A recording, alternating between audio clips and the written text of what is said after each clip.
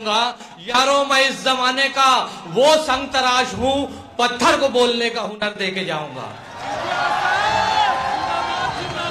अस्सलाम वालेकुम रहमतुल्लाहि व बरकातुहू। मुझे मालूम है कि हम सभी को हमारे क़ायद बैरिस्टर असदुद्दीन अवैसी साहब को सुनना है।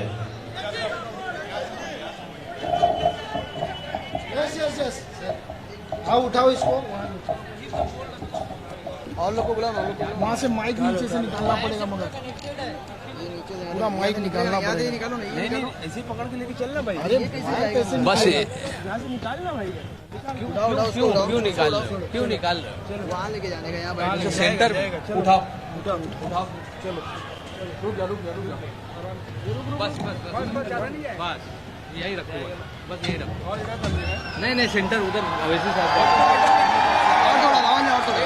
अरे एक मिनट कीजिए, टाइम बहुत कम है। चलो बस उधर सर बैठो, एक मिनट बराबर बैठो, नहीं बेटा बैठ इधर कुछ रखो। चलो हेलो, चलिए बस चलिए, इधर चलिए।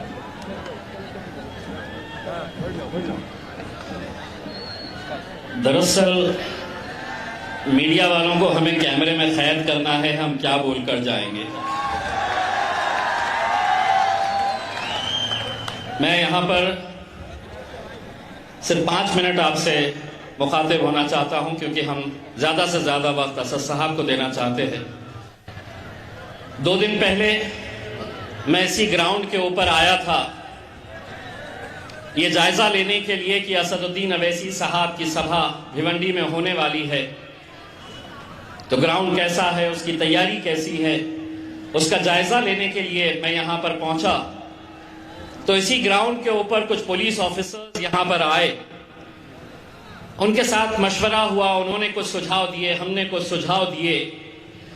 लेकिन उनमें से एक पुलिस ऑफिसर ने बड़ी ही मुस्कुराहट के साथ उन्होंने मुझसे ये कहा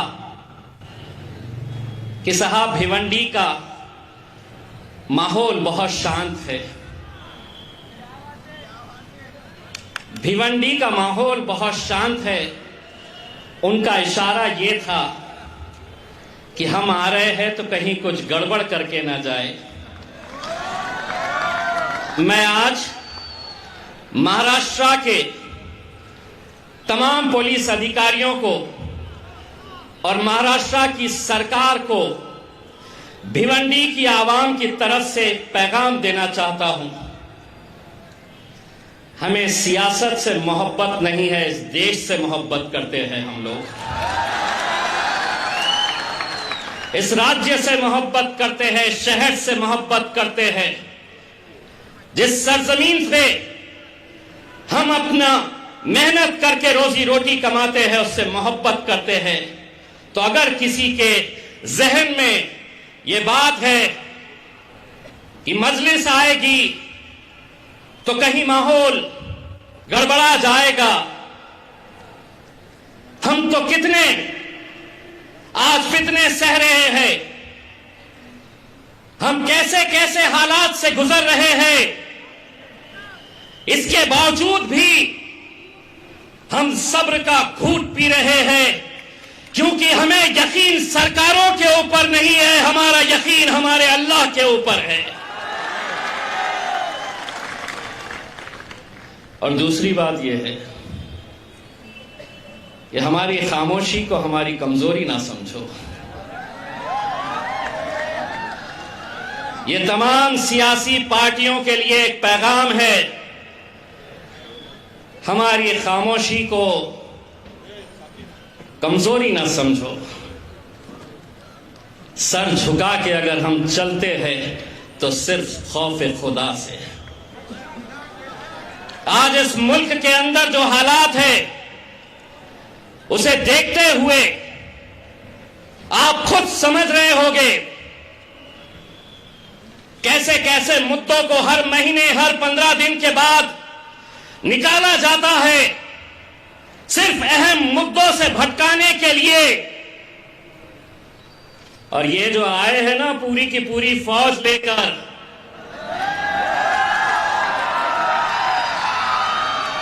आज ये पैगाम दो कि मजलिस ने भिवंडी की सरजमीन से ये ऐलान किया है कि हमें सियासत से मोहब्बत नहीं है, हम मुल्क से मोहब्बत करने वालों में से है।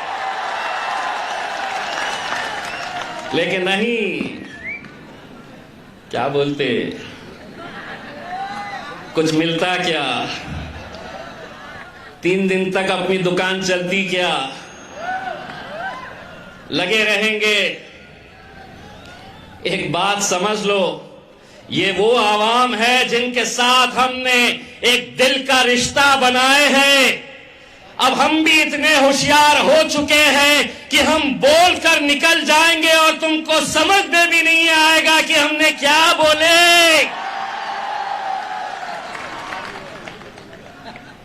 और ये आप लोगों ने ही हमें होशियार किया है, बहुत बहुत शुक्रिया आपका। जैसा किसी ने कहा, हमें फख्र है कि हमारे कायद अकबरुद्दीन अवैसी साहब औरंगाबाद में आए। प्रोग्राम था एक स्कूल की तामीर करना।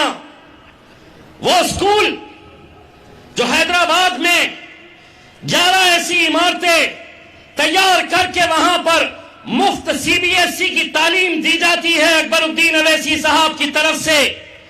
एक स्कूल जब हम औरंगाबाद में उसका संगे बुनियाद रखने के लिए आए तो किसी मीडिया ने यह नहीं बताया कि हैदराबाद से अकबरुद्दीन अवैसी महाराष्ट्र में आया है और यहां के हिंदू, मुस्लिम, दलित, तमाम जाति के गरीब बच्चों को मुफ्त तालीम देने वाला है।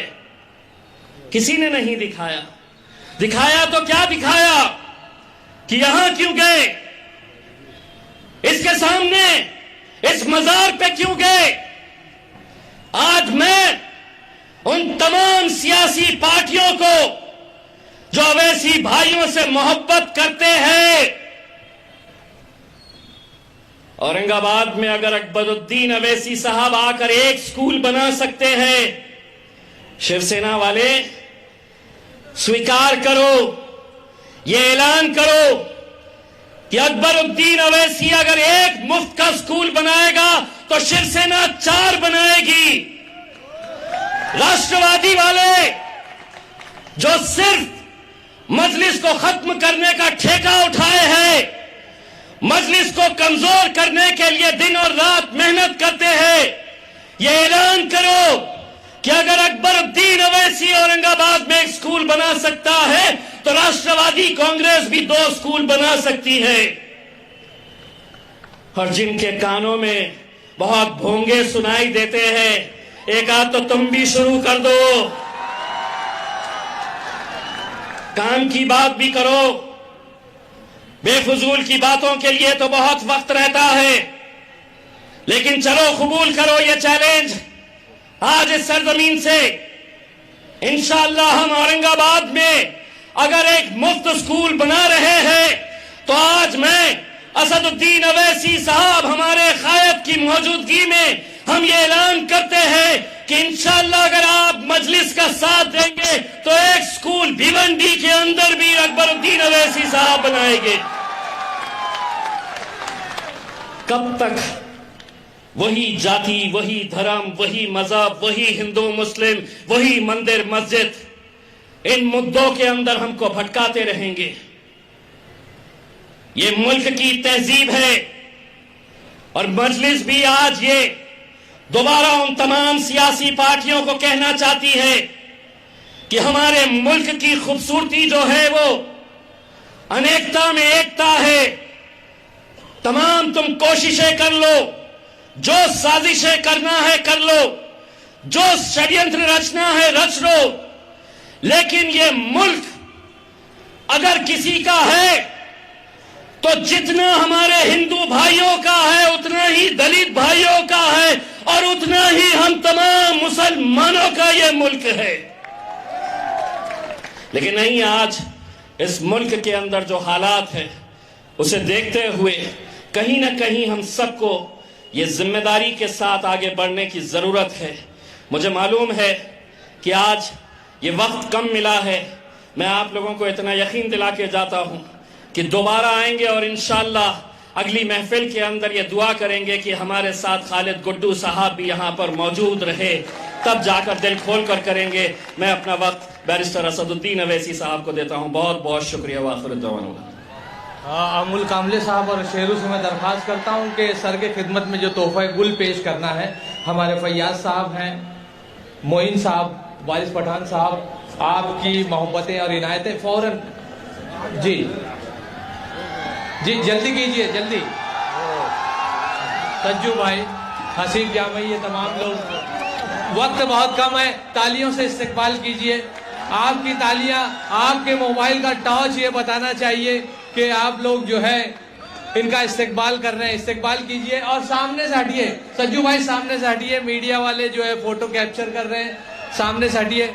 बहुत खूब, लम्हे लम्हे की सियासत पे नजर रखते हैं, हम फिक्रमंद हैं, दुनिया की खबर रखते हैं, मार ही डालेगी ये दुनिया वो दुनिया है, हम जो जिंदा हैं तो जीने का हुनर रखते हैं। जनाब असदुद्दीन अवैसी साहब, बैरिस्टर असदुद्दीन अवैसी साहब।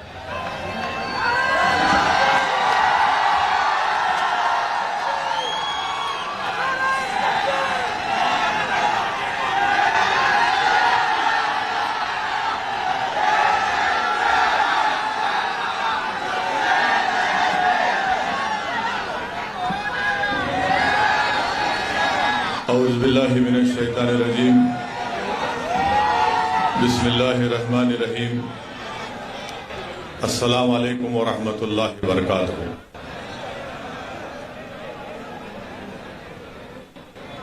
मोहतरम जनाब इम्तियाज जलील साहब,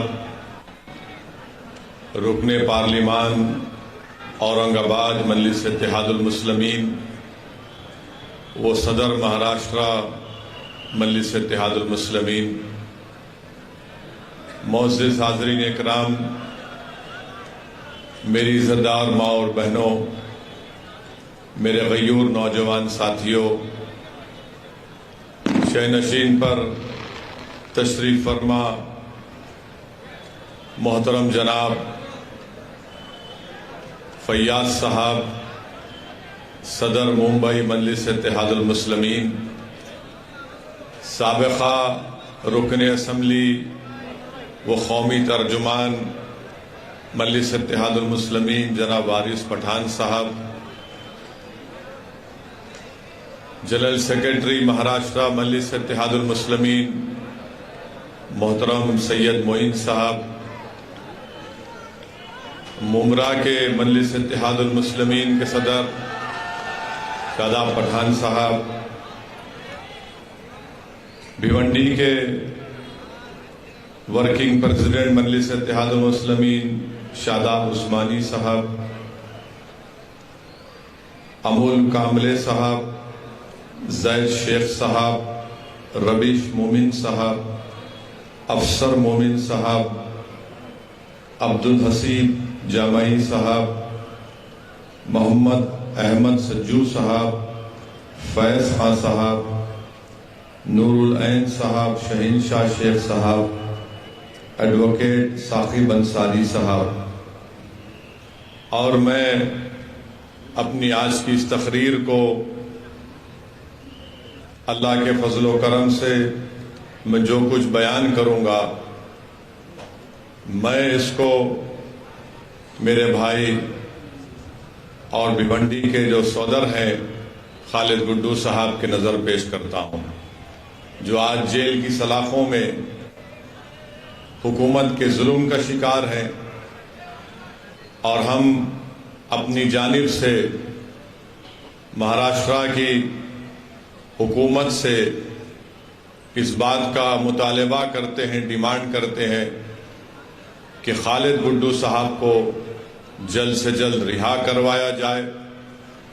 2 साल से खालिद गुड्डू को जेल में रखना ये इंसाफ की तौहीन है।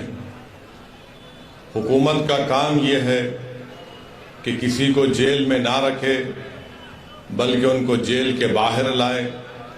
अगर उन पर कोई मुकदमात हैं तो आप चलाइए ज़रूर, मगर मेरा मानना यह है कि खालिद गुड्डू को निशाना बनाकर उनकी बढ़ती हुई मकबूलियत को रोकने के लिए इस तरह की साजिश और मंसूबा रचा गया।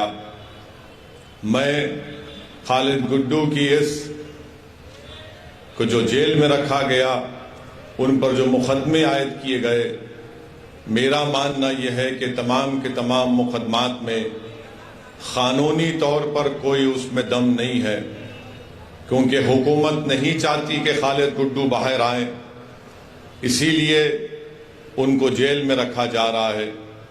मगर मुझे यकीन है कि इंशाअल्लाह ताला अल्लाह सुब्हाना व ताला के पास देर है अंधेर नहीं है। जल्द से जल्द अल्लाह अपने फजलो करम से खालिद गुड्डू साहब को रिहा करवाएगा।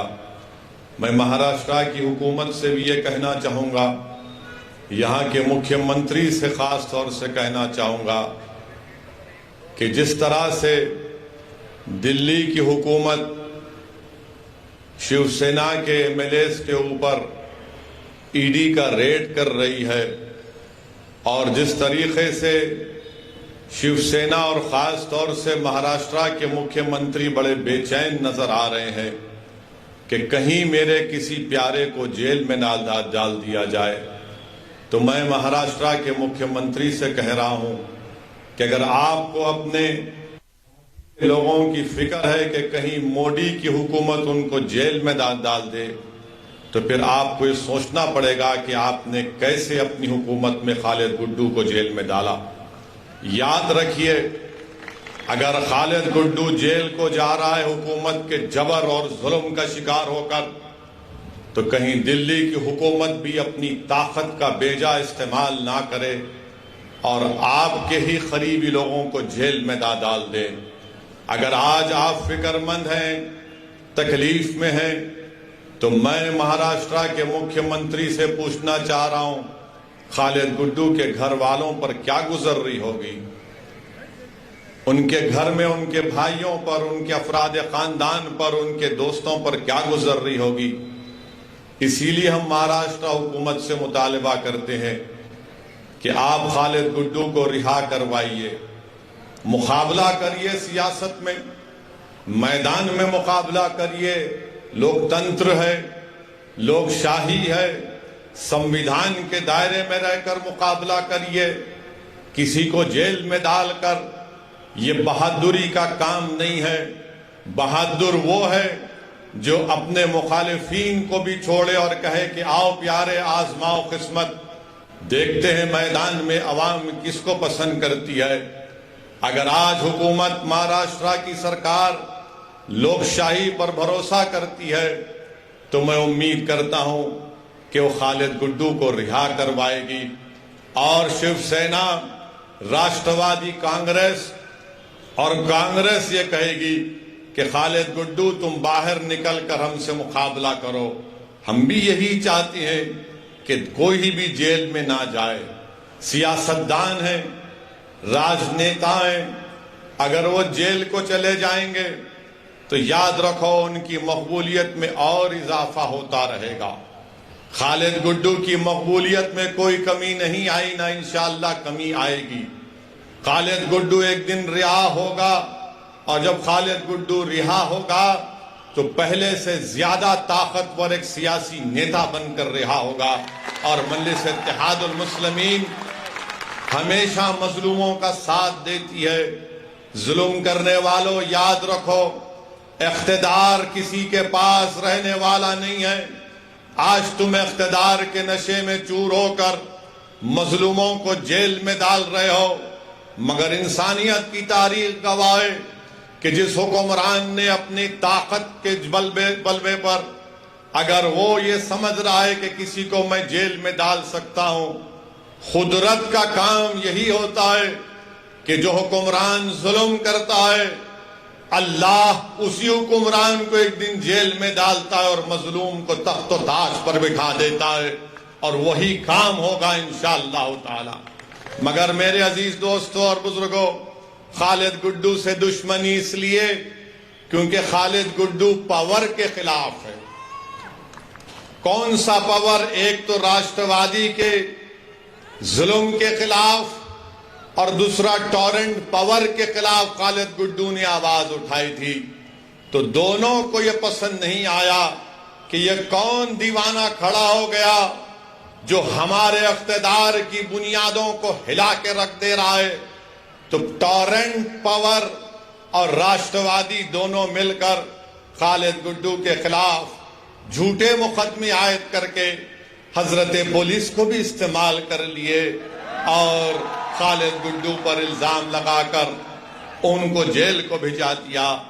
मुझे इस बात की कोई फिक्र नहीं है, मुझे इस बात को खुलकर कहना पड़ेगा कि अगर कोई भी ओहदेदार गवर्नमेंट का, उसको रूल ऑफ लॉ को फॉलो करना है, उसको कानून को, संविधान पर अमल करना है। अगर आज आप संविधान को नजरअंदाज करके, रूल ऑफ लॉ को नजरअंदाज करके, जिसको उर्दू में कहती है कि कानून की बालादस्ती को अगर आप नजरअंदाज कर रहे हैं, आज आप मौज मना लो, कल ये लोग जब इख्तिदार पर सत्ता में नहीं रहेंगे तो फिर कौन आएगा आपको बचाने के लिए। इसीलिए हम अपील कर रहे हैं कि महाराष्ट्र की सरकार, जो महाराष्ट्र की जेलों में जो लोग मजलूम हैं, उन सबको रिहा करे। मैं खालिद गुड्डू की बात नहीं कर रहा हूं। जो कोई भी महाराष्ट्र की जेल में जुल्म का शिकार है उनको छोड़ा जाए, चाहे वो खालिद गुड्डू हो या नवाब मलिक हो, उनको भी छोड़ना चाहिए। नवाब मलिक की बात नहीं करेंगे। मुल्क का माहौल इस तरह से बना दिया गया कि बीजेपी, राष्ट्रवादी कांग्रेस, शिवसेना, समाजवादी पार्टी, ये तमाम नाम निहाद सेकुलर पार्टियां ये चाहती हैं कि भला हम तक ना आए, हम जेल को ना जाएं, मगर हमारे पार्टी में अगर कोई मुसलमान है तो उसको जेल में डाल दो, हम जेल को नहीं जाएंगे। ये सच्चाई है, मैं बता रहा हूं आपको, मैं इल्जाम नहीं लगा रहा हूं, दलाइल और दलील दे रहा हूं। जब राष्ट्रवादी कांग्रेस के मुखिया जनाब शरद पवार साहिब दिल्ली जाकर दिल्ली के बादशाह नरेंद्र मोदी से मुलाकात करते हैं, तो मीडिया ने रिपोर्ट किया कि शरद पवार साहिब ने देश के प्रधानमंत्री जो इस वक्त भारत के बादशाह बने बैठे हैं, उनसे कहा कि संजय राउत पर कुछ मत करो, उसको जेल में मत भिजाओ, उसके खिलाफ इंक्वायरी मत करो। मैं पूछना चाह रहा हूं राष्ट्रवादी कांग्रेस के लोगों से, उनको नवाब मलिक क्यों याद नहीं आया? नवाब मलिक का नाम लेना था ना। जब देश के प्रधानमंत्री से मिल रहे तो आप ही के पार्टी का नवाब मलिक है, उसके बारे में भी बोल देते कि नवाब मलिक को भेजा, जेल में डाला गया, मगर नवाब मलिक का नाम नहीं आया। किसका नाम आया? शिवसेना के संजय का नाम आया। तो क्या संजय मलिक से ज्यादा अजीज हो गया राष्ट्रवादी कांग्रेस को? यह हकीकत है, मेरी बात को याद रखो आप। मेरे इस तकरीर के बाद शुरू हो जाएंगे मीडिया के लोग जो शिवसेना की गुलामी करते हैं, तो कोई मोदी की गुलामी करते हैं, तो कोई शरद पवार की गुलामी करते हैं। मैं अवाम का नुमाइंदा हूं, मैं इनका कादिम बनकर सच्चाई को बयान कर रहा हूं। यह बात सच है कि संजय का नाम शरद पवार साहिब लिए, नवाब मलिक का नाम नहीं लिए। क्यों? नवाब मलिक क्या कमतर है संजय से? आप बताओ, क्या नवाब मलिक कमतर है संजय से? क्या नवाब मलिक और संजय बराबर नहीं है? जब बराबर है तो बोलते भी नहीं है जबान से अपनी। क्यों नहीं बोलते? मुसलमान है, कहां जाएगा, इसको डराओ, दौड़ते हुए आएगा हमारे पास। बोलो इसको सेकुलरिज्म, ये सेकुलरिज्म का गुलाम है, ये हमारे पास दौड़ के आएगा। बोलो इसको गंगा जमुनी, वो बाजा बजा कर आएगा। एक मुशायरा कर दो तो वो दौड़ कर आएगा। मगर यह आपकी अहमियत है, जब चुनाव आएगा तो चुनाव में कहेंगे ए ओवैसी की बात का यकीन मत करो, मोदी को रोकना है, शिवसेना को रोकना है। जब महाराष्ट्र के विधानसभा चल रहे थे, इसी जगह पर मैं आया था, इसी विधानसभा में भिवंडी के, मैंने आपसे अपील की थी कि यहां से खालिद गुड्डू को कामयाब करिए। मैं आपका शुक्रिया अदा भी करने आया हूं कि आपने अपनी दुआओं से मजलिस इत्तेहाद और मुस्लिमीन के उम्मीदवार खालिद गुड्डू को 44,000 वोट से नवाजा। मैं आपको दिल की गहराइयों से सलाम करता हूं। मगर उस वक्त आपको याद होगा, यही राष्ट्रवादी के लोग, कांग्रेस के लोग कह रहे थे ओवैसी को वोट मत दो, भाजपा और शिवसेना को रोकना है। और जब चुनाव हो गए तो राष्ट्रवादी और कांग्रेस ने शिवसेना से मिलकर निकाह किया, निकाह किया। अब ये 1, 2, 3 में दूल्हा कौन है मुझे नहीं मालूम, मगर एक सदाबहार दूल्हा आपके सामने खड़ा हुआ है। जब सत्ता को मिलना था, सीएम की कुर्सी थी, मंत्री की पोस्ट थी, दौलत थी, इख्तिदार था, तो बोले मुसलमान का छोड़ो, कहां जाएगा, उसको हम तो हमेशा से धोखा देते आए हैं। हमने भिवंडी में फसाद करवाया, भिवंडी में मरवाया, इंक्वायरी कमीशन की रिपोर्ट भी आई, मुसलमान भूल जाता है। जज्बात में लाओ मुसलमान को, भाजपा का, शिवसेना का, सेकुलरिज्म का, इसको पाठ इसके सामने पढ़ो, मुसलमान सन्नाटे में आ जाता। अब आप बताइए, जब मैं पुकार कर कह रहा था 2019 के असेंबली और विधानसभा के चुनाव में कि कामयाब करो खालिद गुड्डू को, आपकी आवाज विधानसभा में जानी चाहिए, तो मेरी ही मुखालिफत में हमारे ही दरमियान से लोग खड़े होकर कहे ये जज्बाती बात करता है। अब बताओ क्या मैं सच था ये और आप झूठे नहीं थे? मेरे अजीज दोस्तों और बुजुर्गों, ये सब चीजें आपके सामने इसलिए रख रहा हूं ताकि आप जब यहां पर इंशाअल्लाह ताला भिवंडी के लोकल बॉडी के बल्दिया के इंतखाबात होंगे तो आप एक अच्छा फैसला करेंगे और आप मुत्तहिद होकर यहां से इंशाअल्लाह मजलिस के नुमाइंदों को कामयाब करेंगे। और मैं आपसे वादा कर रहा हूं कि हम भी ये कोशिश कर रहे हैं कि हमारी कमजोरियों को, हमारी खामियों को दूर किया जाए। मैं आपसे अपील कर रहा हूं कि आप हमारी रहबरी करिए, हमारी सरपरस्ती करिए। अगर हम गलती करते हैं तो हमारा हाथ पकड़कर टोकिए, मगर इस कारवां को, इस जिम्मेदारी को आपको लेकर आगे बढ़ना है, आपको कामयाब करना है। मैं यहां पर नहीं आया हूं अपने लिए, बार बार यही कहता हूं मैं और कहता रहूंगा। मैं यहां पर इसलिए आया हूं कि ताकि आपकी लीडरशिप बने, आपका कायद बने, जो आपकी आवाज विधानसभा हो, पार्लियामेंट हो, यहां की बल्दिया हो, वहां पर गूंजे। टॉरेंट पावर के जुल्म का खात्मा हो। ये बुनकरों की सरजमीन है, ये मजदूरों की सरजमीन है, और यहां पर एक बरखी कंपनी गरीबों का खून चूस रही है, और खून चूसने में मदद कर रही है शिवसेना, राष्ट्रवादी कांग्रेस और कांग्रेस। आखिर क्या बात है कि सिर्फ यहां पर कितने वो कोणार्क विकास अघाड़ी के सिर्फ 4 नगर सेवक है और उनका महापौर बन जाता है, सिर्फ 4 उनके। और फिर इसमें कांग्रेस भी और शिवसेना भी, बीजेपी भी इनकी मदद करते हैं। क्या बात है, ये आपके रिश्तेदार हैं क्या? 4 इनके, 47 कांग्रेस के, भाजपा की 18। क्या बैठ के बिरयानी खा लिए तुम लोग? पूरा भिवंडी को लूट लिए। 850 करोड़ का बजट कहां इस्तेमाल हुआ? जब ये सवाल हम करते हैं 850 करोड़ कहां गए, तो कल आप देखेंगे सुबह से ये रात भर नहीं सोएंगे मेरी तकरीर सुन के, करवटें बदलते रहेंगे। कैसा बोला, कैसा बोला, ये बोला, वो बोला। अरे बोलेंगे बाबा, तुम्हारे बाप को भी बोलेंगे, तुमको भी बोलेंगे, और जब तक अल्लाह जिंदा रखेगा बोलते रहेंगे।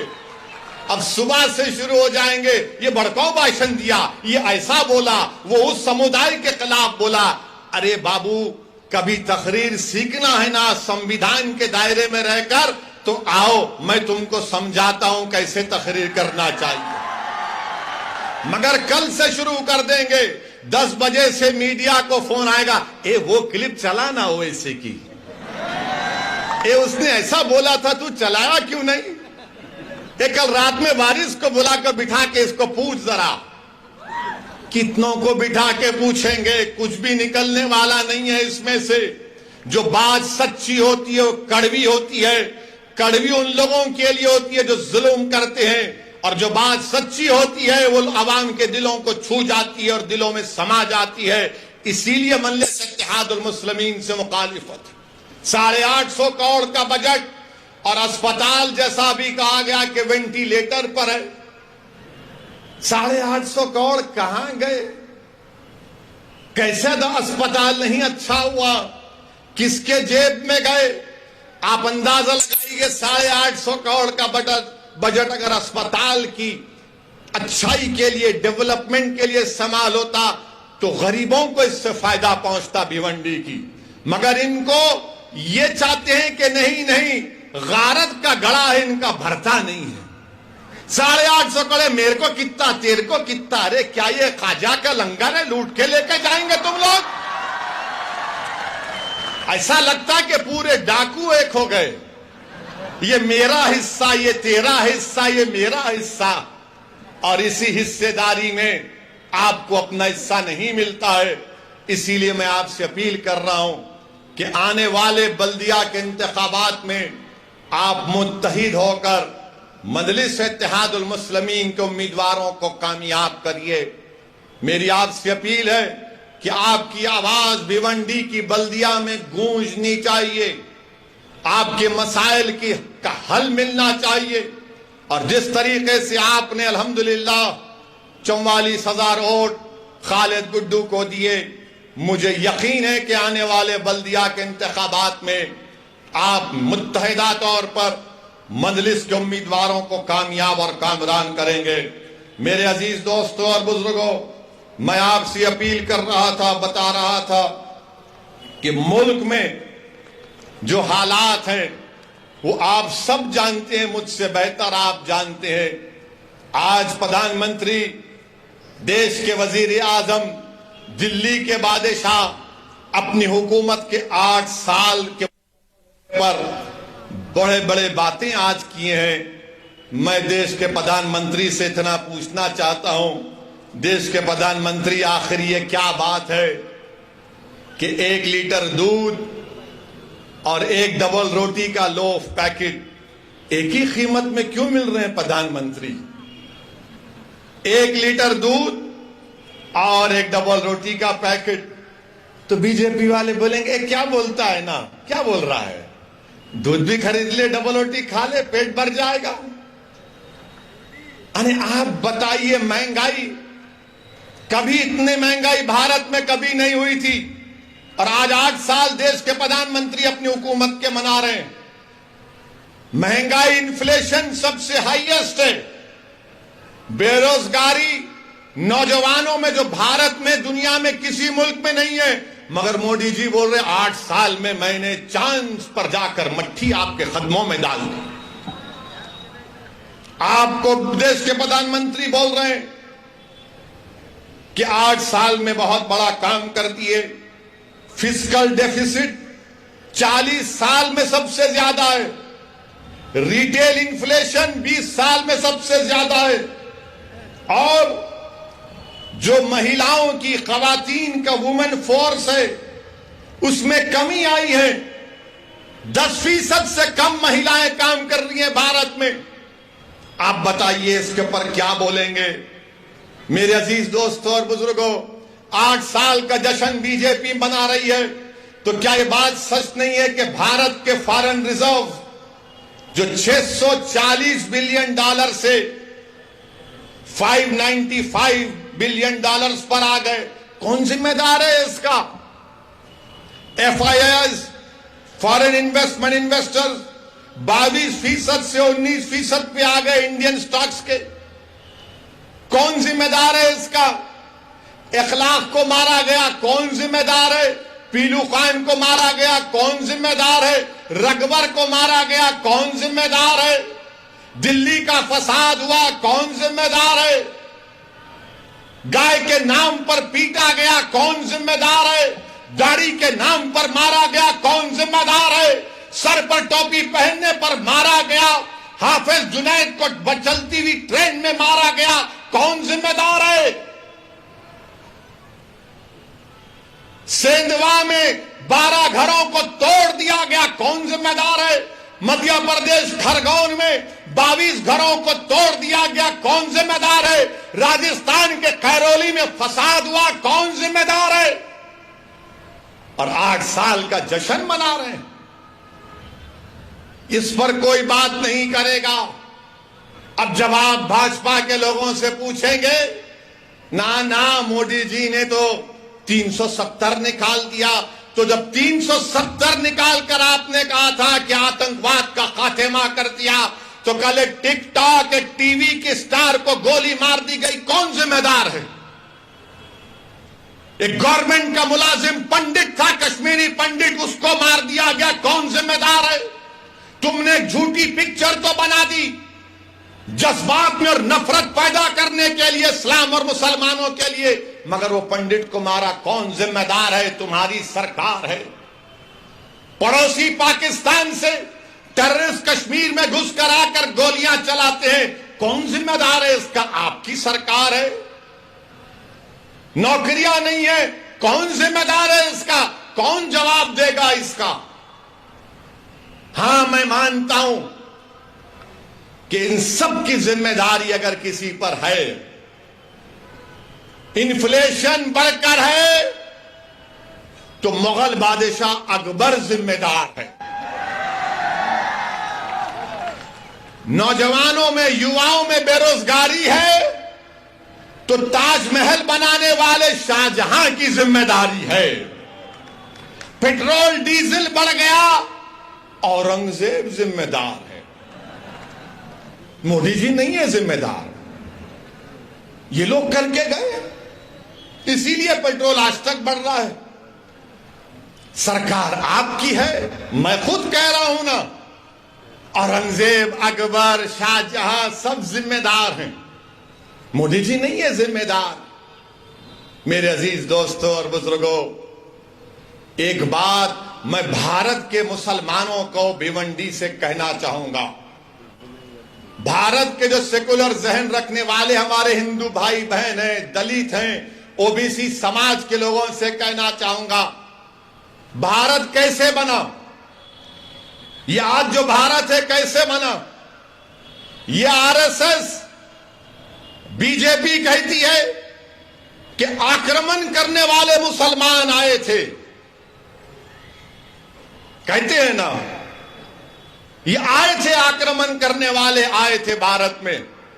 तो क्या भारत की तारीख सिर्फ मुगलों से शुरू हुई क्या? नहीं, 65,000 साल पहले भारत में, जो मौजूदा भारत है, या जो हम जिसको कहते हैं, ये हमारा जो खित्ता है, उसमें 65,000 साल पहले अफ्रीका से लोग आए थे। 65,000 years ago, people from Africa came to India, Bharat of that time. फिर 45,000 साल पहले ईरान से किसान आए थे। फिर उसके बाद मशरिकी एशिया से ईस्ट एशिया से लोग आए। फिर उसके बाद से सेंट्रल एशिया, वस्ती एशिया से लोग आए, उनको आर्यन बोलते। तो 4 किस्म का माइग्रेशन हुआ, अफ्रीका से, ईरान से, और तीसरा हुआ मशरिकी एशिया से, जिसको स्टेप्स पैस्टोरलिस्ट कहते हैं, और चौथा वस्ती एशिया से, जिनको आर्यन कहते हैं। ये चार आए तो भारत बना। अब भारत किसका है मालूम आपको? मेरा भी नहीं है भारत, ना उद्धव ठाकरे का भी है, ना ओवैसी का है, ना मोदी का है, ना शाह का है। भारत अगर किसी का है तो द्रविडियन का है, आदिवासियों का है। द्रविडियन और आदिवासियों का है। मीडिया वालों, तुमको मसाला दे रहा हूं, मगर याद रखो, अगर तुम चलाओगे तो फंस जाओगे। चलाओ, मेरे को कोई बात नहीं है, क्योंकि दूल्हे का नाम लेकर ही तो नाम चलता है। चलाओ। तो चार लोग आए थे, माइग्रेशन हुआ। ये मुसद्दिका आपसे कह रहा हूं, मगर बीजेपी आरएसएस का मुगल आए, मुगल आए, मुगल आए, मुगल आए। अबे अफ्रीका से भी तो आए थे, ईरान से भी आए थे, सेंट्रल एशिया से भी आए थे, ईस्ट एशिया से भी आए थे। ये सब मिले तो भारत बना। मगर आदिवासी यहां का है, द्रविडियन यहां का है। ये आर्यंस आए थे 4000 साल पहले। अच्छा, अब हैरत की बात यह है कि जब मैं ज्ञानवापी मस्जिद के बारे में कहा कि बाबरी मस्जिद की तरह इसको छीनने की कोशिश की जा रही है, तो सोशल मीडिया पर संघ परिवार के लोगों ने कह दिया, ए ओवैसी तो इसके पूर्वज ब्राह्मण थे। मेरे बाबा का नाम सुल्तान सलाहुद्दीन ओवैसी, दादा का नाम अब्दुल वाहिद ओवैसी, दादा के बाबा का नाम इस्माइल ओवैसी, और भी जा सकता हूं। नहीं, ये ब्राह्मण थे। अच्छा, अब इसका जवाब यहीं पर देता हूं, भिवंडी में। सुनो, आप मुंह नहीं लगना मेरे, तुम याद रखो, मैं उन पागलों की तरह नहीं हूं, थम्स अप नहीं हूं, दलाइल देकर बात करता हूं। सुनो, मेरा ताल्लुक किससे? मेरा ताल्लुक बाबा आदम से है। हम तमाम का ताल्लुक, हमारे अब्बा कौन है? अब्बा कौन है?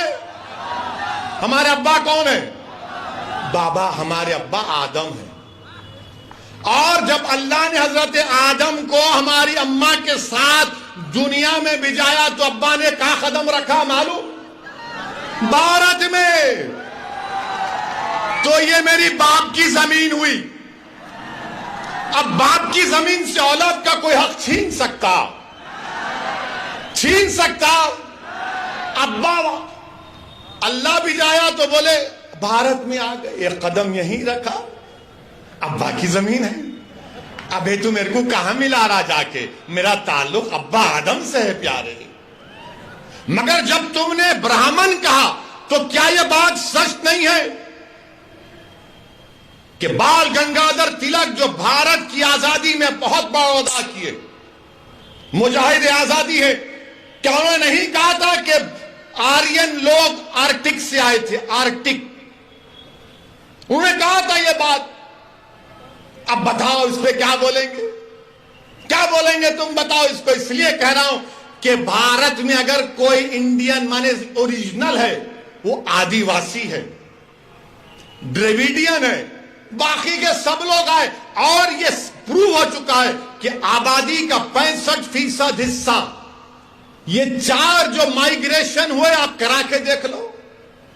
मगर बीजेपी संघ क्या बोलेगी, शिवसेना भी, सब मुगल आए, मुगल आए। हाँ ठीक है, मुगल आए तो पेट्रोल बढ़ गया, मुगल आए तो डीजल बढ़ गया, मुगल की वजह से बेरोजगारी बढ़ गई, मुगलों की वजह से इन्फ्लेशन है, मुगलों की वजह से स्टॉक एक्सचेंज में हमारे FIS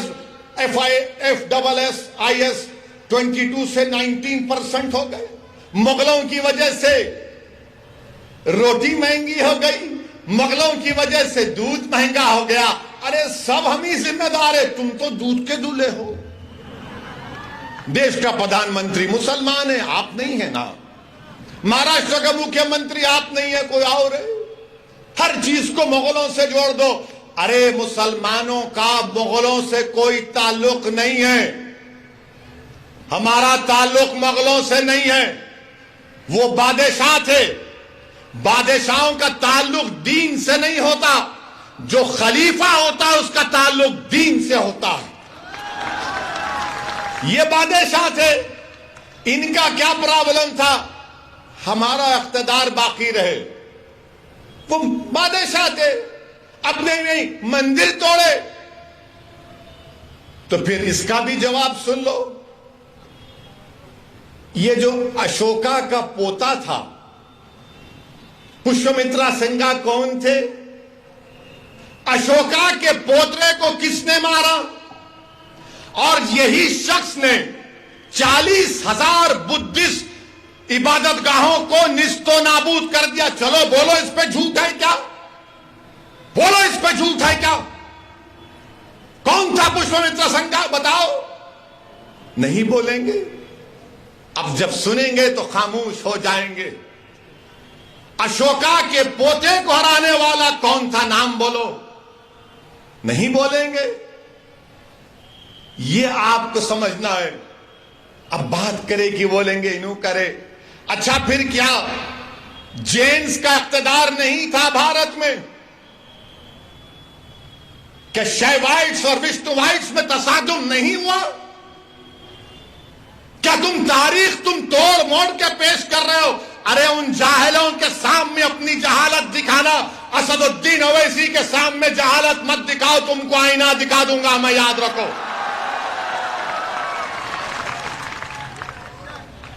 बोलो, अशोका के पोते को किसने मारा था? कौन मारा था अशोका के बेटे को? बोलो। नहीं बोलेंगे। शाम सूंघ जाएगा इनको। बोलेंगे नहीं, मुगल। अबे रात में मुगल, दिन में मुगल, बैतुल खला में मुगल। कभी निकलो तारीख से। तारीख यह है भारत की कि 65,000 साल पहले अफ्रीका से लोग आए थे भारत में। आर्यन तो 4,000 साल का मामला है। और फिर बोलते नहीं, ये अनटचेबिलिटी जो है ये मुगलों ने शुरू की। झूठ।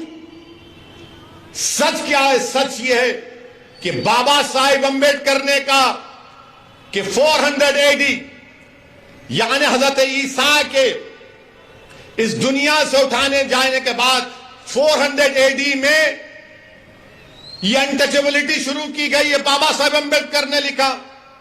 ह्यून सैंग एक ट्रैवलर है, उसकी किताब पढ़ो। ये संगी नहीं पढ़ते। काली मुगल। बोलो कौन? क्या बाबा साहेब अम्बेडकर ने नहीं कहा था? उस पर बात नहीं करेंगे। और बोलेंगे तुम लोग मंदिरों को तोड़ दिए। तो क्या स्वामी विवेकानंदा ने अपनी किताब में नहीं लिखा कि जगन्नाथ की मंदिर बुद्धिस्ट इबादतगाह पर बनाई गई? बोलो, मुझ पर इल्जाम लगाने वालों, बोलो। ओवैसी को जान की धमकी देना, ओवैसी को गाली देना, दिन रात मेरे नाम का वजीफा पढ़ना। मैं जो मसाइल को आज उठा रहा हूं, तुम जवाब दो उसका। अगर तुम 700-600 साल की तारीख की बात करोगे, मैं 65,000 साल की तारीख की बात करने को तैयार हूं। आओ बैठेंगे, बात करेंगे। अब बोलेंगे, ए क्या बोलता है? तेरे घर में खोदेंगे। किसी ने मुझे फोन करके कहा कि आपके घर में खोदेंगे। मैंने कहा मेरे घर में तुम खोद नहीं सकते। बोले कैसे नहीं खोद सकते? बोला मेरा घर है, कोई आंख उठाकर नहीं देख सकता, याद रखो। खोदेंगे। अब बोल रहे ताजमहल के नीचे, उसके तहखाने में क्या है देखेंगे। अब तो बोल रहे कि आगरा के किले में जो मस्जिद है उसके नीचे खोदेंगे। मेरे को लगता है बीजेपी RSS वाले, जरा कान खोल के सुनो आप, किसी को बोलना नहीं बात मेरी, किसी को नहीं बोलेंगे ना आप, ना नहीं बोलना है तो कट्टी हो जाएंगे। अपनी दोस्ती बरकरार रहे। तो इसलिए खोद रहे वो लोग कि देश के प्रधानमंत्री की डिग्री तलाश कर रहे, कहां है कहां है कहां है। नरेंद्र मोदी की एमए पॉलिटिकल साइंस की डिग्री है, मगर देश के प्रधानमंत्री की एंटायर पॉलिटिकल साइंस की डिग्री है, मिलती नहीं है। तो शायद प्यारे बोल रहे मस्जिद के बहाने डिग्री मिल जाएगी, मस्जिद तो नहीं मिलेगी। क्या बात है बताइए आप, ये जोक है, सीरियस मत ले लीजिए। देश के प्रधानमंत्री भी मन की बात में बोलते जरा ह्यूमर होना चाहिए, तो ह्यूमर की बात कर रहा हूं। कोई बोलते ताजमहल में मेरे को कोई सोशल मीडिया पे दिखा एक शख्स, मैं नहीं कह रहा हूं, वो कोई आदमी था, उनका कोई क्यूरेटर दोस्त था, वो उनके साथ ताजमहल को गए, बोले मुझे नीचे जाके वो कमरे में देखना है। तो उसने सोशल मीडिया पे लिखा कि तुम्हारा फोन डिपॉजिट कर दो, फोन डिपॉजिट कर दिए। उसके बाद नीचे गए तो फिर चेकिंग हुई, फिर वो कमरे के पास ताले पर लगा हुआ था गवर्नमेंट ऑफ इंडिया का स्टैंप। बोले नहीं अंदर नहीं आ सकते आप। अरे बोले भाई खाली खरीद करके नहीं, देखना भी नहीं, तुम कान लगा के सुन सकते। तो बेचारे कान लगाए तो अंदर से इंसानों की आवाज आ रही थी, अंदर से इंसानों की बड़ी प्यारी आवाज आ रही थी। और वो आवाज क्या बोल रही थी? चौकीदार से पूछो महंगाई इतनी क्यों है। इस पे तो केस नहीं बुक हो सकता ना, जाओ बुक कर लो शाहजहां पे, मुमताज पे, मुझे क्या करना है। मैं सोशल मीडिया पे पढ़ के कह रहा हूं, उसको बुक करो आप।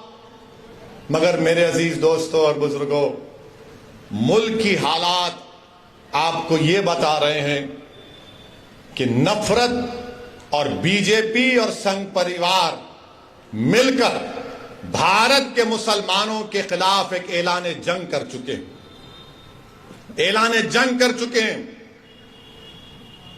और हमारी हर तहजीब की हर निशानी को मिटाना चाहते हैं, हर चीज को मिटा देना चाहते हैं। हलाल गोश्त देश के लिए खतरा, हिजाब देश के लिए खतरा, दाढ़ी देश के लिए खतरा, टोपी देश के लिए खतरा, मस्जिदें देश के लिए खतरा, मस्जिद की मीनारें देश के लिए खतरा, मस्जिद की अज़ान की आवाज देश के लिए खतरा, सब चीज खतरा है देश के लिए। और इस बात में आप देख लो, जब ये बातें हो रही हैं तो क्या कांग्रेस कुछ बोलती, क्या राष्ट्रवादी कुछ बोलती है, क्या शिवसेना कुछ बोलती है, क्या समाजवादी कुछ बोलती है, क्या आम आदमी पार्टी कुछ बोलती है? कोई अपने आप को सेकुलर पार्टी बोलने वाले कुछ नहीं बोलेंगे। हलाल पे गोश्त पे नहीं बोलेंगे, हिजाब पे नहीं बोलेंगे, अज़ान पे नहीं बोलेंगे, ज्ञानवापी मस्जिद को छीनने की बात पर नहीं बोलेंगे। क्यों नहीं बोलेंगे? मुसलमान को डराओ, वो तो हमारा कैदी है, और हम ज्यादा बोलेंगे तो हमारा हिंदू वोट हमको नहीं मिलेगा। मेरे अजीज दोस्तों और बुजुर्गों, इसका मुझे जिस बात का अंदेशा है कि अगर इस तरह से दबाया जाएगा, इस तरह से रुसवा किया जाएगा, तो फिर ये जो नौजवान जो आज भारत में खास तौर से दलित और मुसलमान नौजवान हैं, अगर उनका एतमाद जमहूरियत से, लोकशाही से अगर कम हो जाएगा, वो अपने घरों में जाकर बैठ जाएंगे, वो घरों में जाकर अपने बैठ जाएंगे और दूसरे दर्जे के शहरी बन जाएंगे। मैं नहीं चाहता कि ये नौजवान जो कल इस देश का मुस्तकबिल इनके कंधों पर रहेगा, वो मायूस होकर, रुस्वा होकर अपने घरों में बैठ जाएं, अपने दरो दीवार को बंद कर लें, अपने दिमाग को सोचने की और तमीज पर जोर ना डालें और बंद कर लें अपने दिमाग को। वो हमारी जमहूरियत के लिए खराब दिन होगा। इसीलिए मैं कहता हूं और कहता रहूंगा, जमहूरियत है। ज्ञानवापी मस्जिद के बारे में बोला तो कौन सा गुनाह किया? मैं जब बाबरी मस्जिद का फैसला आया था, मेरी प्रेस कॉन्फ्रेंस उठाकर देख लो आप, मैंने उस फैसले को कहा था, अंग्रेजी में कहा था कि this is a victory of faith over facts, this is a victory of faith over facts. मैंने अपने प्रेस कॉन्फ्रेंस में कहा था कि मुझे अंदेशा है कि इस फैसले के बाद और मसाइल शुरू हो जाएंगे। मैंने नाम लेकर कहा था, ज्ञानवापी, मथुरा, लखनऊ की टीले वाली मस्जिद, सब सच साबित हो रहा आज। उस वक्त भी सब गालियां दिए मुझे। मैं भिवंडी की आवाम से, भारत के मुसलमानों से और भारत के हमारे हिंदू दलित भाइयों से जो अंबेडकर और गांधी को अपना लीडर मानते हैं, इस दीवाने की बात का यकीन थोड़ा करो। तुम मुझसे नफरत करो इंफरादी तौर पर, मगर मैं कह रहा हूं तो मेरी बात को सुनो, याद रखो, ये रात लंबी रहने वाली है। भिवंडी के अवाम, भारत के मुसलमानों, मेरी इस बात को याद रखो, ये रात अंधेरी रहने वाली है, लंबी अंधेरी रहने वाली है। अगर तुम ये समझ रहे हो कि कोई सेकुलर पार्टी आकर तुम्हारे इस अंधेरे को दूर करेगा, ये अंधेरा क्या है? फिरका परस्ती का अंधेरा, नफरत का अंधेरा। इस अंधेरे में अगर रोशनी अगर कोई पैदा कर सकता है तो आप और हम कर सकते हैं। आप एक चिराग जलाओ अपनी सियासी ताकत का, एक चिराग जलाओ। इस चिराग में तुमको तेल की जरूरत नहीं, इस चिराग में तुमको अपने आंसुओं की और अपने जज्बात की जरूरत है। तुम एक चिराग जलाओ इन तूफानों में, इन नफरत के तूफानों में, इस चिराग को जलाओ और अपनी रोशनी से तमाम माहौल को मुनव्वर कर दो। अगर आज आप खामोश बैठ जाएंगे तो फिर आने वाली नस्ल आपको जवाब नहीं देगी, आपको जवाब देना पड़ेगा। मेरे अजीज दोस्तों और बुजुर्गों, हिजाब, हलाल गोश्त, मस्जिद, अज़ान, CAA सब पे होते होते अब टीवी पर अल्लाह के रसूल सल्लल्लाहु अलैहि वसल्लम की शान में बकवास भी हो रही। एक अंग्रेजी टीवी चैनल के ऊपर भारतीय जनता पार्टी के स्पोक्स पर्सन एक मोहतरमा साहिबा ने रहमतुल्लाह अलमीन सल्लल्लाहु अलैहि वसल्लम पर अनाप शनाप बोल दिया, हमारी उम्मत की मां पर कुछ बोल दिया। मैं पूछना चाहता हूं, क्यों नहीं कांग्रेस बोलती इसके ऊपर, इसके खिलाफ? क्यों नहीं राष्ट्रवादी इस पर कुछ बोलती है? कौन बोलता है? मुसलमान ही बोलता है, असदुद्दीन ओवैसी बोलता है। हैदराबाद में आज कमिश्नर ऑफ पुलिस हैदराबाद के पास एक कुल जमाती डेलीगेशन गया, मगर आपको बता रहा हूं और आप गवाह हैं मेरी इस बात का कि जब कमली वाले पर कोई अनाप शनाप बकता है तो कोई नहीं बोलता। उद्धव ठाकरे के बारे में अगर कोई बोलेगा तो उसके घर को जाकर उसको धमकी दी जाएगी या उसके मुंह पर कालिक फेंकी जाएगी। शरद पवार पर कोई बोलेगा तो थप्पड़ मारा जाएगा। शरद पवार के बारे में कोई लिखेगा तो उस एक्ट्रेस को जेल में डाल दिया गया। तो बताओ, क्या शरद पवार को बोला जाएगा, उद्धव ठाकरे को बोला जाएगा, मोदी को बोला जाएगा, और जब मेरे रसूल के बारे में बोला जाएगा तो तुम सब गूंगे बन जाओगे? तुम कुछ नहीं बोलोगे। मैं आपसे मुखातिब नहीं हूं, मैं इख्तिदार की कुर्सियों पर बैठने वालों से पूछ रहा हूं, बताओ, बोलो। शरद पवार के बारे में बोले तो थप्पड़ मारकर ऐनक तोड़ दिए। उस एक्ट्रेस ने कुछ कहा तो जेल में डाल दिए। मोदी के खिलाफ लिखे तो जेल में डालते हैं, योगी के खिलाफ कुछ बोले तो जेल में डालते हैं। और रसूल अल्लाह सल्लल्लाहु अलैहि वसल्लम की शान में को अनाप शनाप बकता है। अरे खाली नारे लगाने से कुछ नहीं होता। मैं जो कह रहा हूं सोचो उस बात पर। जब अल्लाह अकबर कहते ना तो उसके माने समझो। मेरे अजीज दोस्तों और बुजुर्गों, आपकी खामोशी मुझे शिकवा इन तमाम पार्टी से नहीं है, मैं आपसे शिकायत कर रहा हूं। मैं आपके सामने अपना दर्द बयान कर रहा हूं। मैं अपनों के दरमियान में खड़े होकर आपसे भीख मांग रहा हूं। मुझे उनसे उम्मीद नहीं है, मुझे आपसे उम्मीद है। अगर मेरी बात कड़वी लग रही तो अपना एक दीवाना बेटा और भाई समझकर माफ कर दो, मगर मेरा हक बनता कि मैं तुम्हारे सामने बोलूं। अगर तुम्हारे सामने नहीं बोलूं तो कहां जाकर बोलूं, बताओ। मेरे अजीज दोस्तों और बुजुर्गों, इसीलिए आपको अपनी एक सियासी ताकत को मजबूत करना है, चाहे जिले सतह पर हो, बल्दिया का इलेक्शन हो, जिला परिषद का इलेक्शन हो, असेंबली का हो, पार्लियामेंट का हो। आपको अपनी आवाज उठानी चाहिए, नुमाइंदा होना चाहिए। मत जाओ इन लोगों की बातों में कि ओवैसी खड़ा होगा तो उन्होंने जीत जाएंगे। अरे जब मैं नहीं भी खड़ा हो रहा हूं तो जीत रहे ना। मुबारकपुर से ताल्लुक रखने वाले कितने यहां पर बताओ, हाथ उठाओ। मुबारकपुर से कितने लोग हैं कि जामिया अशरफिया की बिल्डिंग को तोड़ा गया, कुछ समाजवादी के लोग बोले? नहीं बोलेंगे। फिर आप क्या करेंगे? नहीं इलेक्शन आए, नहीं ओवैसी बोलता अच्छा भाई, मगर अब क्या करेंगे? आप याद रखो, आप हुकूमतों को नहीं बदल सकते, आप अपने नुमाइंदों को कामयाब कर सकते हैं। आपको अपने नुमाइंदों को कामयाब करना है।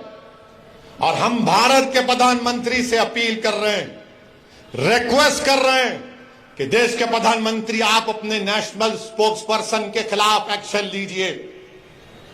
अगर आप सबका साथ, सबका विकास, सबका विश्वास की बात करते हैं, आप हमारे खिलाफ रहिए, मगर इतना नफरत मत करिए कि जिसके नाम का सदका हम खाते हैं आप उनके नाम के बारे में अनाप शनाप बक दें। जिसके नाम का हम सदका खाते हैं, देश के प्रधानमंत्री हम आपसे अपील कर रहे हैं कि अल्लाह के रसूल सल्लल्लाहु अलैहि वसल्लम के बारे में आपके स्पोक्स पर्सन ने जो अनाप शनाप बका, आप मुसलमानों के भी प्रधानमंत्री हैं, आप देश के प्रधानमंत्री हैं, आप बता दो ये चीज गलत है, उसको रोको, आप केस बुक करो। देश के प्रधानमंत्री को यह काम करना चाहिए। करेंगे नहीं करेंगे मुझे नहीं मालूम, मगर मुझे यकीन है कि जिसने भी इस तरह की अनाप शनाप बका है उसको उसका सियासी चराग उठता जाएगा, उसको सिक्योरिटी मिलेगी, उसको बड़े बड़े ओहदे दिए जाएंगे। मगर हम देश के प्रधानमंत्री से अपील कर रहे हैं, ये जो अपने आप को सेक्युलर पार्टी कहते हैं, शरद पवार साहब आपको बोलना चाहिए। आपके बारे में कोई बोला तो थप्पड़ मार देंगे। उद्धव ठाकरे आपको बोलना चाहिए, मुखालिफत करो आप मजलिस की, कोई एतराज, मगर हर चीज की एक हद होती है।